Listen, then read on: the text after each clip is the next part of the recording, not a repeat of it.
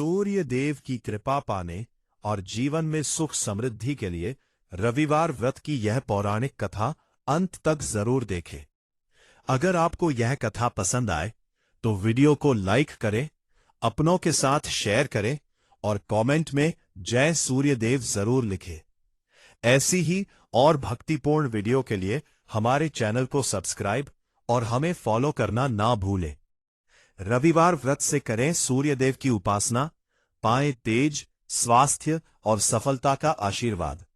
रविवार व्रत के बारे में हिंदू धर्म में हर दिन का महत्व अलग होता है। रविवार का दिन सूर्यदेव को समर्पित है। इस दिन लोग सूर्यदेव की पूजा करते हैं और उन्हें अर्घ्य देते हैं। हिंदू धर्म में रविवार को सर्वश्रेष्ठ वार माना गया है। मान्यता है कि अगर रविवार के दिन व्रत किया जाए और सच्चे मन से आराधना की जाए तो व्यक्ति की मनोकामना पूरी होती है। रविवार व्रत की कथा प्राचीन काल की बात है। एक नगर में एक बुढ़िया रहती थी। वो हर रविवार को सूर्योदय से पहले उठकर स्नान आदि करके घर के आंगन को गाय के गोबर से लीपकर स्वच्छ करती थी। उसके बाद वो सूर्यदेव को अर्घ्य देकर पूजा अर्चना करती थी और फिर भोजन तैयार कर सूर्य भगवान को भोग लगाकर स्वयं भोजन करती थी। सूर्यदेव उस बुढ़िया से बेहद प्रसन्न थे। उनकी कृपा से उसे किसी भी प्रकार की चिंता और कष्ट नहीं था। धीरे धीरे उसका घर धन धान्य से भरता गया। उस बुढ़िया को खुश देखकर उसकी पड़ोसन उससे जलने लगी। बुढ़िया के पास गाय नहीं थी, इसलिए रविवार को घर लीपने के लिए वो पड़ोसन के आंगन में बंधी गाय का गोबर लाती थी। पड़ोसन ने ईर्ष्या में आकर अपनी गाय को घर के भीतर बांध लिया, जिस कारण बुढ़िया को रविवार को गोबर नहीं मिला और बुढ़िया अपना आंगन नहीं लीप सकी। आंगन ना लीपने के कारण उसने ना भोजन बनाया, ना ही सूर्य देव को भोग लगाया और स्वयं भी भोजन नहीं किया। फिर सूर्यास्त के बाद भूखी प्यासी ही सो गई। इस प्रकार उसने निराहार व्रत किया। सूर्यदेव यह सब कुछ देख रहे थे। बुढ़िया की भक्ति से प्रसन्न होकर उसी रात सूर्यदेव ने उसे सपने में दर्शन दिए और इच्छा पूर्ण करने वाली गाय देने का वरदान दिया। अगले दिन जब वो सोकर उठी तो उसने देखा कि उसके आंगन में एक सुंदर गाय और एक बछड़ा बंधा था। बुढ़िया गाय को देखकर हैरान रह गई। उसने गाय को चारा खिलाया। वही ये सब देखकर उसकी पड़ोसन और अधिक जलने लगी। जैसे ही गाय ने सोने का गोबर किया तो पड़ोसन की आंखें भटती की भटती रह गई।